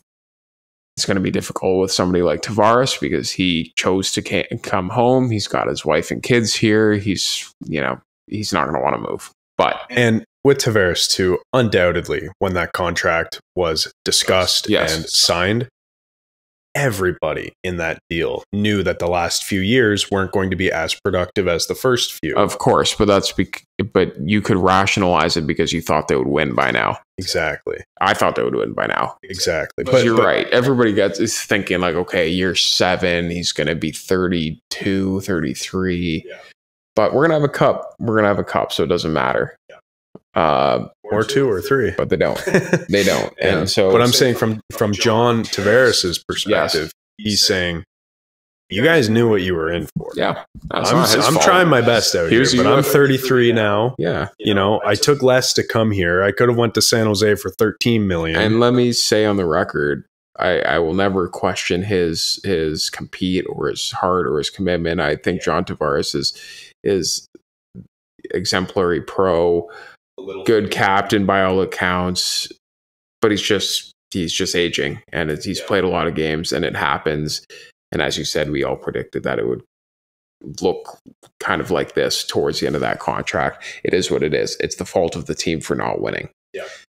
And it's going to be hard to move. It's going to be hard to move because of the convincing him to go somewhere else factor, and it's going to be hard to move because of the dollar value and the amount you're going to have to retain. Also with a buyout, wouldn't work because of the amount of bonuses that are in there. You're going to have to pay him something like $10.4 million. I think this season or next, even with the buyout, just because of the bonus, probably this season because of the bonuses that you're looking at there. So it just doesn't make financial sense to move off him. Marner, looking at the difficulty because of the no move. Mm-hmm. Which, by the way, kicked in last year. And there was a period in the summer where they had an opportunity to move him and didn't. I keep coming back to that. I think the timeline is really important between Kyle Dubas mentioning his willingness to consider everything and then him getting fired and then Mitch Marner's no move clause kicking in and then Brad Treliving getting hired. So to me, the timeline is important. Yeah, the timeline is important, but hindsight is what it is. Looking forward, how are we going to get out of this now is what you got to be asking yourself if you're Brad Treliving, if you can. And the long story short is he's just going to have to try and convince him to be willing to at least explore other options. And once done, you're going to have to find a willing trade partner. If he comes to you and says, and I'm thinking of somebody like Claude Giroux here, who went to Philadelphia and said, I'm only willing to go to Florida. And they took a deal at the time that didn't look that great. It's actually turned out quite well now with Owen Tippett in Philadelphia looking as good as he does. Good player. 10 this season. Got paid too. Got paid. Looks good. One of the fastest players in the league as well. But if Mitch Marner comes to the Leafs and says, I'll move I'll waive my no move clause, but I'm only willing to go to X. Yeah.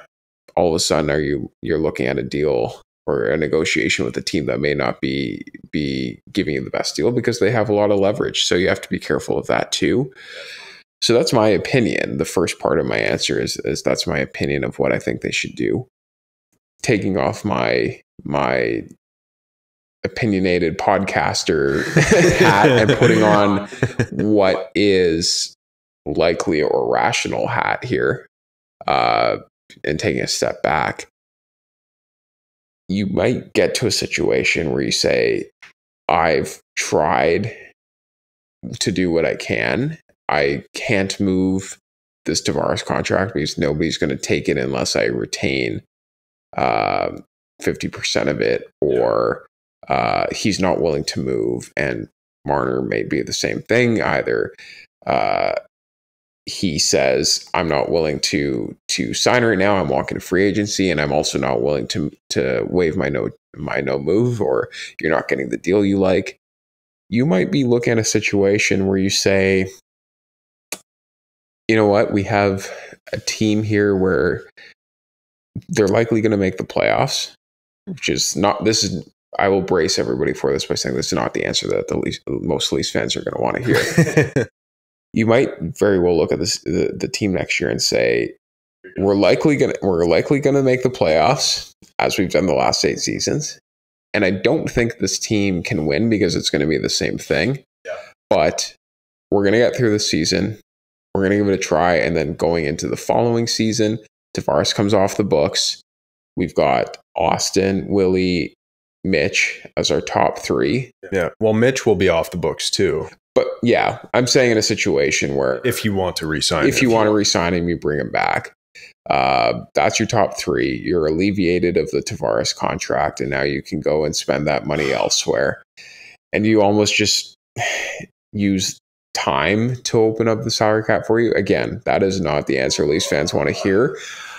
But John, it makes so much sense because the cap will go up $4 million this season. It'll go up another 4 or 5. You open next up $11 season. million on your books because of the Tavares contract coming off of it, and you still have Mitch Marner in your fold. And I know everybody's a little bit anti-Mitch Marner right now, but he is a good player, at least in the regular season. He's going to get you 90 points.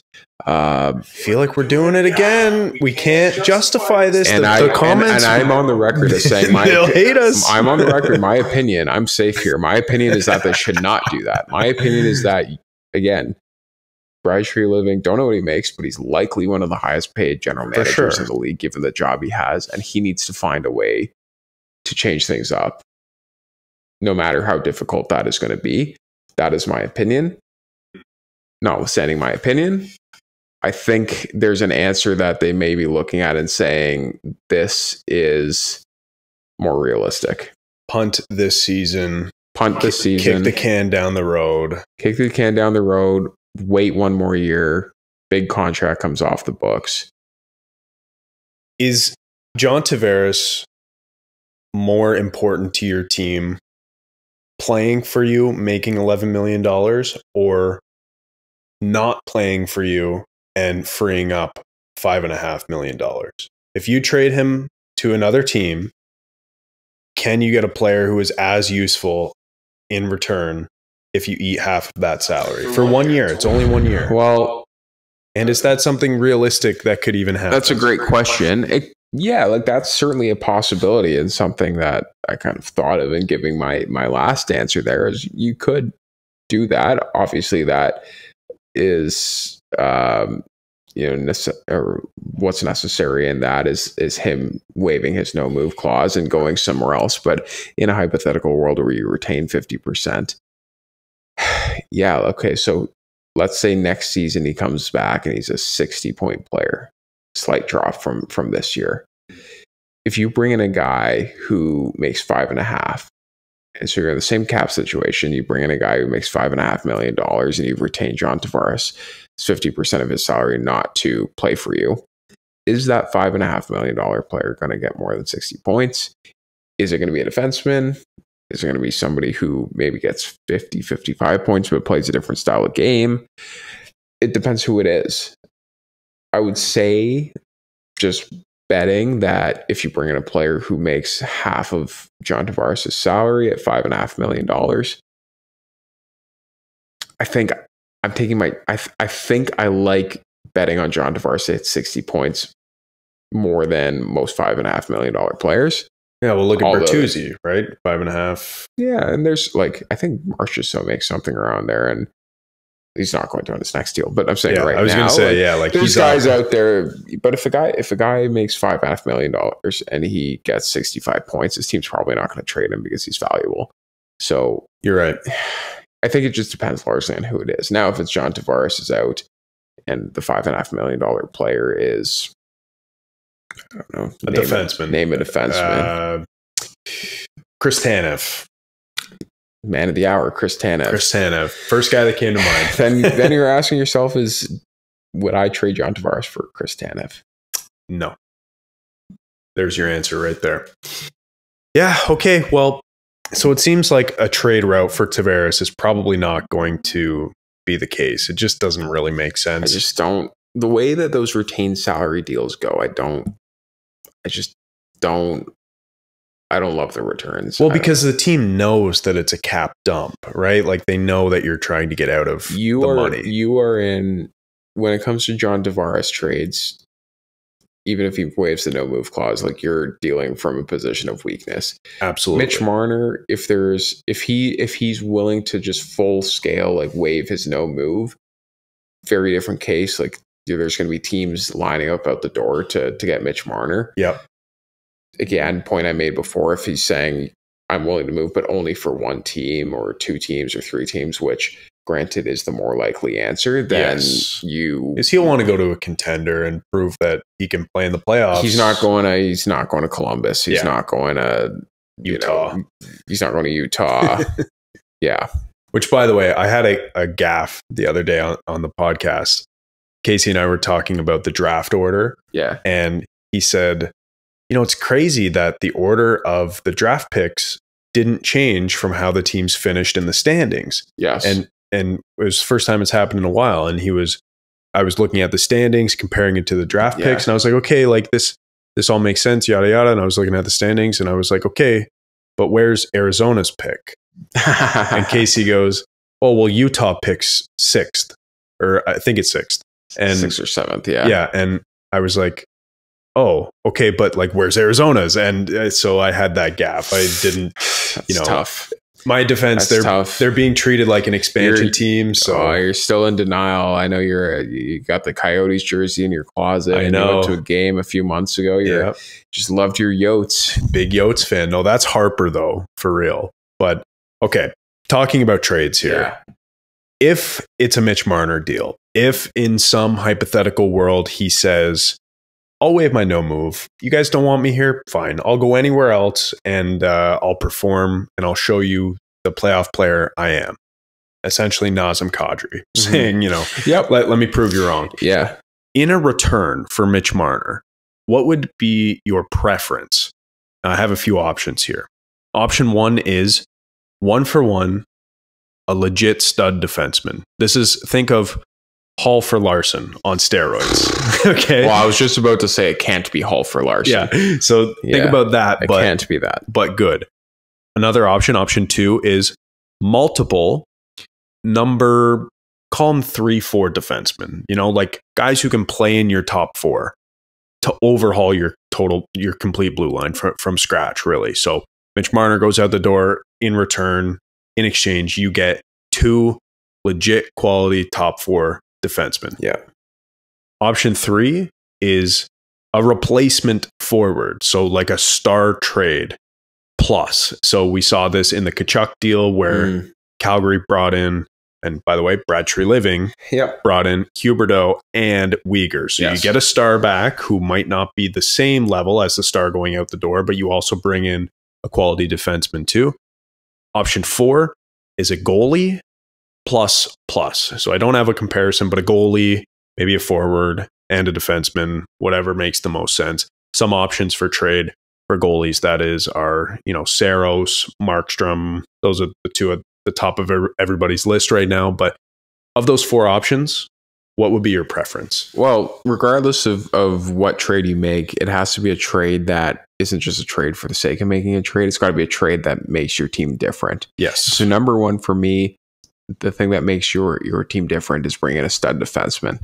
Every team, save for maybe the 2006 Carolina Hurricanes or the 16 Pittsburgh Penguins when Chris Letang was out of the lineup for an extended period, every team that wins the cup has a stud defenseman. The Leafs, Morgan Riley's been a solid 2, but he's not a stud. And so I think, don't overthink it. Go out there, get a stud.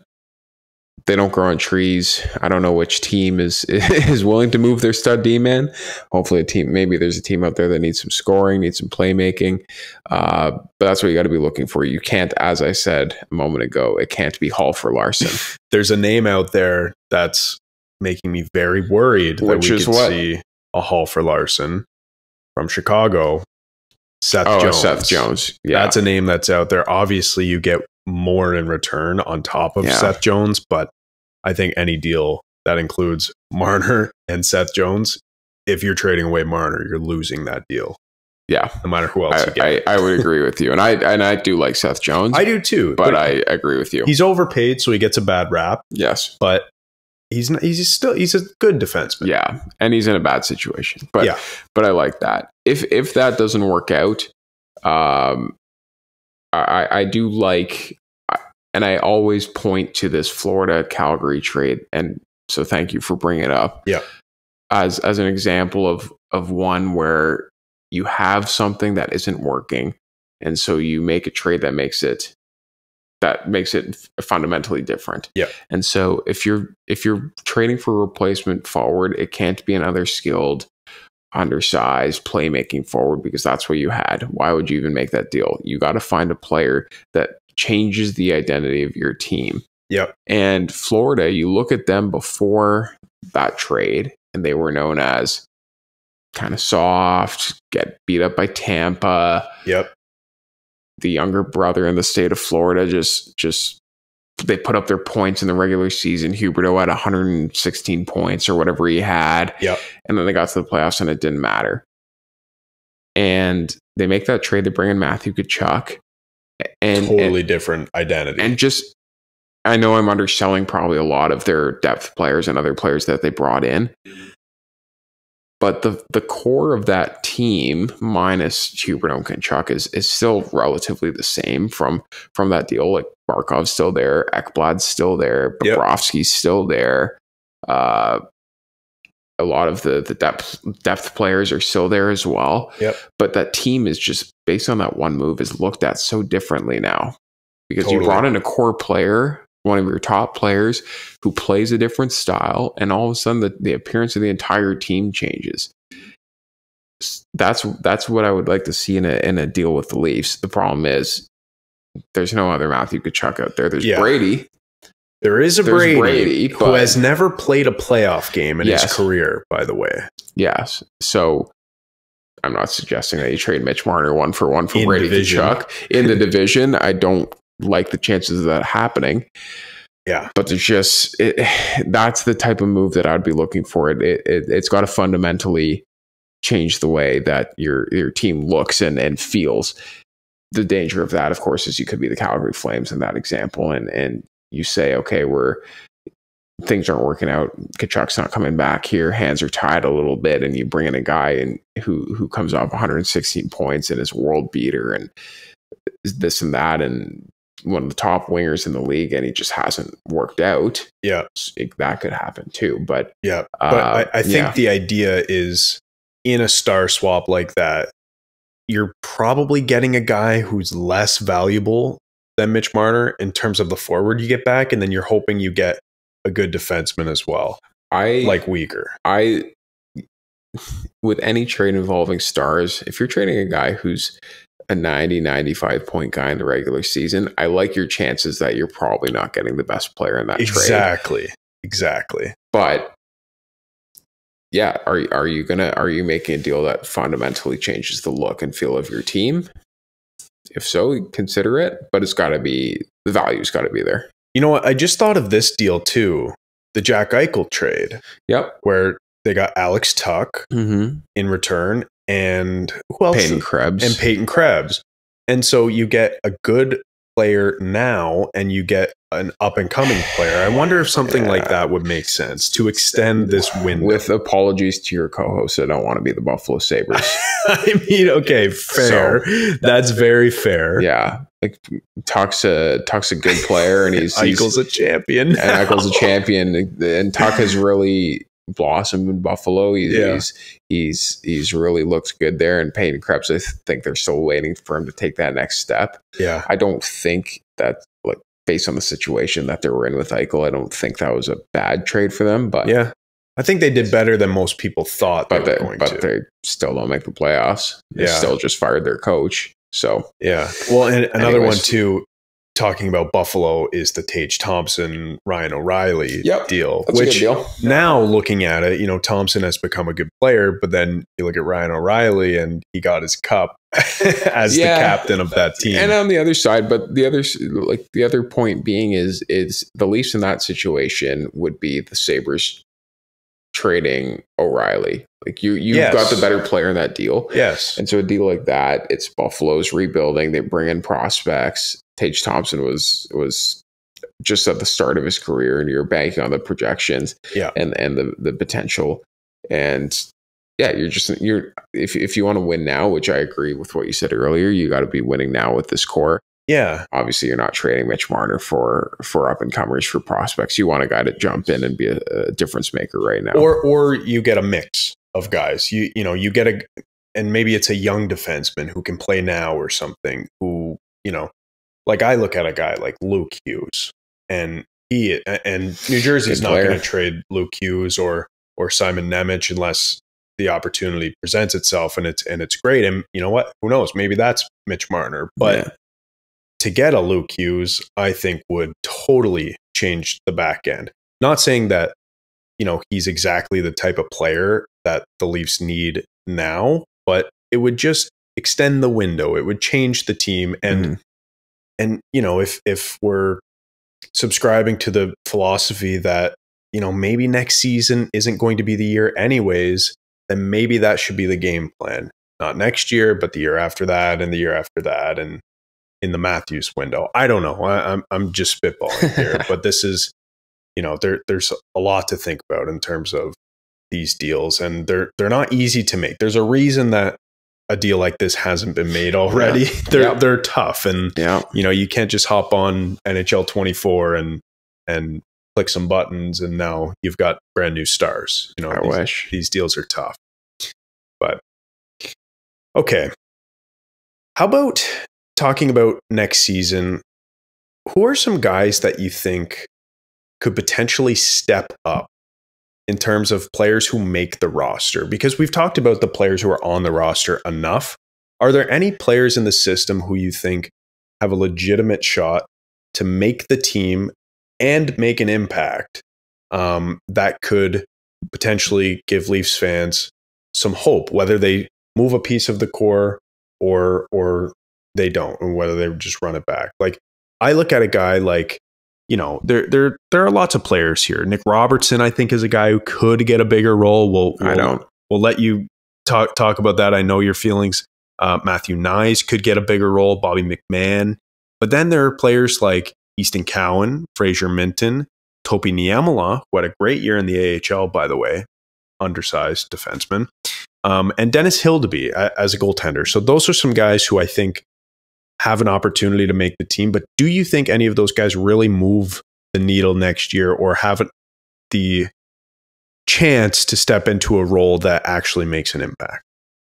Yeah, I mean, I think you pointed to the right guys. I think you want Matthew Nyes to be going into his second full season looking to be a solid top six guy. He kind of was up in and out of that top six this year. I think next year the expectation for him has to be that he's in that consistently. Bobby McMahon, of course, not a younger guy, but playing in his first full NHL season next year. Yep. You're hoping that he's able to continue on the pace that he was on before his injury. So I don't want to focus on those guys too much. The guys I do want to focus on are Minton and Cowan. Minton obviously started the season with you with the team, so you're hoping that he comes into camp, takes another step, and is able to seize an opportunity full time. There's certainly, at least until we see any moves, there's certainly space up the middle on this team. This team desperately needs. I'm not here suggesting that Fraser Minton is their second line center next year. That's not going to happen. But this team, at the very least, has a very clear opening for a third line center, which I think you're hoping that he may be able to step into, because it's not Holmberg and it's not Kempf. Easton Cowan, I think if you had asked me about 4 months ago, around the time of the World Juniors, I would say that he's definitely a guy who's going back for his final season in junior. But now I'm at the point where he's won OHL regular season MVP. He's on the cusp of winning a championship in the OHL and going to the Memorial Cup. Probably going to be the OHL playoffs MVP. There's not much more for him to do in that league. Yeah, you're in a tough spot with him because he can't play in the American League next year. Yeah. So your hands are tied a little bit. I don't know for sure. I can't sit here and say that he's going to play a full season in the NHL next year. I just, he's still not the biggest guy. He's that transition from junior to the NHL is very tough, but I think he's a guy who you need to at least give a chance to out of camp. Do you think the Leafs go the Shane Wright route and ask for an exemption for this kid to play games in the AHL? Because that happened with Shane Wright, and it doesn't happen often, but this was a guy in Shane Wright who was done with junior. He had put his junior career behind him. The team didn't want to send him back there. They thought he was beyond that.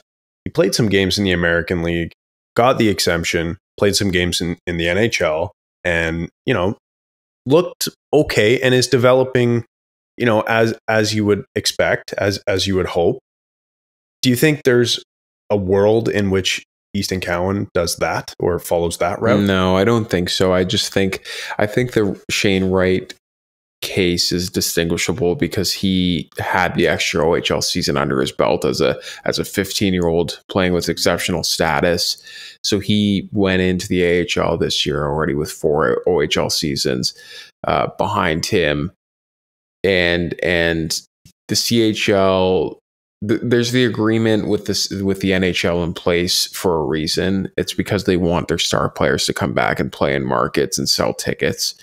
And Shane Wright was a special case for that reason because he had the extra season.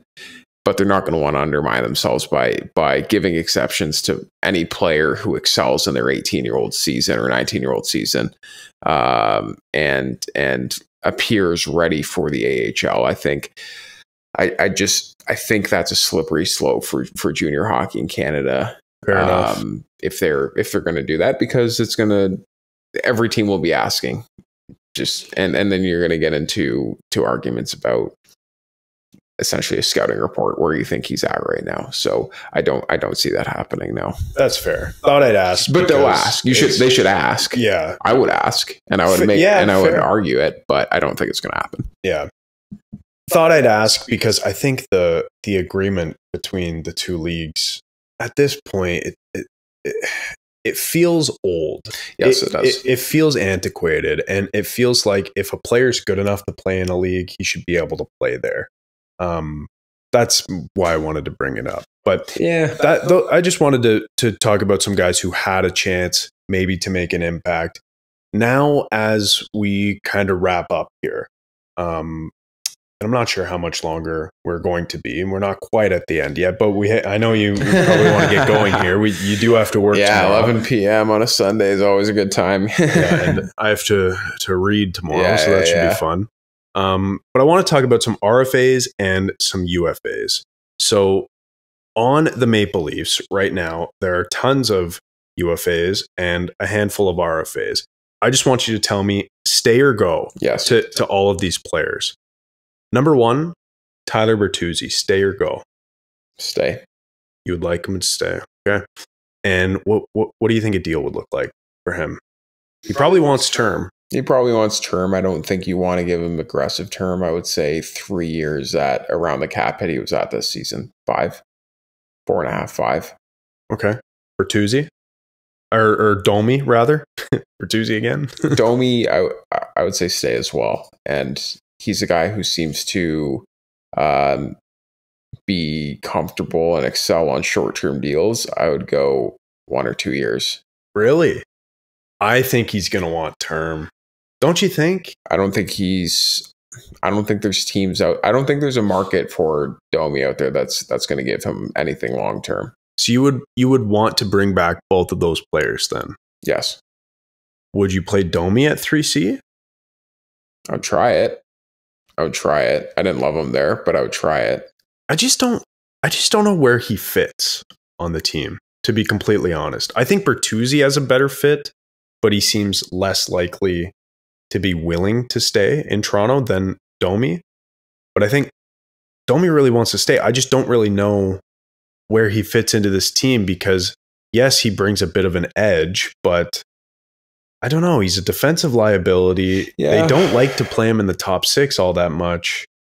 I liked him with Bertuzzi and Matthews. Down the stretch, they did that. Matthews had the puck a lot more playing with those two.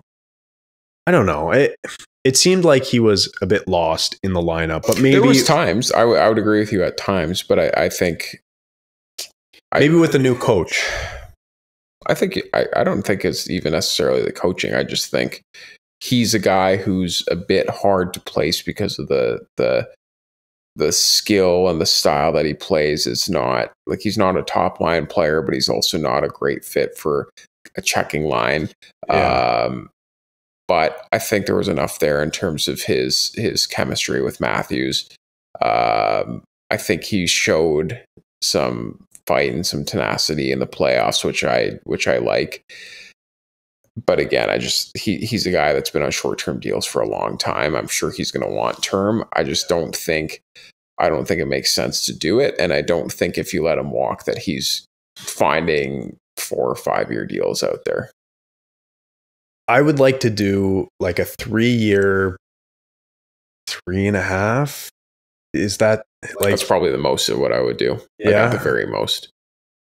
Because he's good. He's a good player. Yeah. He just doesn't necessarily fit into every lineup they want to put together because he is a bit of a defensive liability. But okay, sticking with the UFAs, TJ Brody. Gone. Yeah, no chance he comes back. No. Which is unfortunate because he was so good for so long. Yeah, he's at the end of the line. That's it. Yeah. Another guy at the end of the line, Mark Giordano. Probably retired. Yeah, probably gone. Joel Edmondson. Stay. I like Joel Edmondson.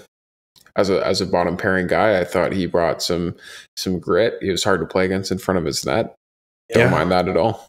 League min, probably like $1 million. That'd be ideal. Yeah. Yeah. Would you pay more? I mean, you might be willing to go 1.2, 1.3. Okay. I see. But we're talking something lower. Yeah. Okay. Ilya Lyubushkin. Brought him back for the second time. Played with Morgan Riley. Stapled him there the whole time. What do you think? Stay or go? I think he's... Yeah, I think he's gone. I think so too. I think he's gone. Especially if you bring back Edmondson, I think you want to improve on D. Like to have Lyubushkin and Edmondson and pencil in your top 6 next year. I think you're if that's the case, you're probably not looking at a ton of improvements. That's tough. You cannot bring back the same D-core. That was the problem from the start of the season. One of the problems, anyway. One of the problems. They did nothing to address it all year long. Yeah, it's time to get serious about the defense core here. Yeah, it needs a major overhaul. And look, in defense of Brad Treliving, TJ Brody was a much better player last season. Yeah. And since last year in the playoffs and this regular season, there's been a steep decline that I don't know if that was necessarily anticipated because he was so good up until then. Probably not to this extent, but at least it happened in a year where his contract's coming off the books. So you just kind of had to eat it. It was too bad. Obviously, you want him to perform and to be somebody who you can constantly rely on in your top 6, but he wasn't, and so time to move on. Yeah. Okay. Ilya Samsonov, UFA. Gone. Yeah. Yeah, just he had good points. I thought he was fine in the playoffs. He wasn't I don't think he was the issue. I think he was okay, but there was points in the season where you just couldn't trust it. And I think the roller coaster, it's too much. It's just it needs to end. You need to find stability in the crease. Yeah, that's the understatement of a decade. Yes. They've been looking for a guy since Eddie Belfour. Yeah, Ed Belfour. That was our childhood. Yes, it was. Think about that. Yes, it was. 2 more goalies: Martin Jones, Matt Murray. Well, I think the latter, is gone. Martin Jones. This is one I want to say gone, but I think if he's willing to be a third, bring him back. Yes, if he's willing to be a third. They're in a scary situation though with Samsonov likely gone, where you have Joel Wall starting, like penciled in as your starter. Oh, he can't injury be. prone. He injury can't prone. Can't trust it. He's also young. Like you want somebody there to support him.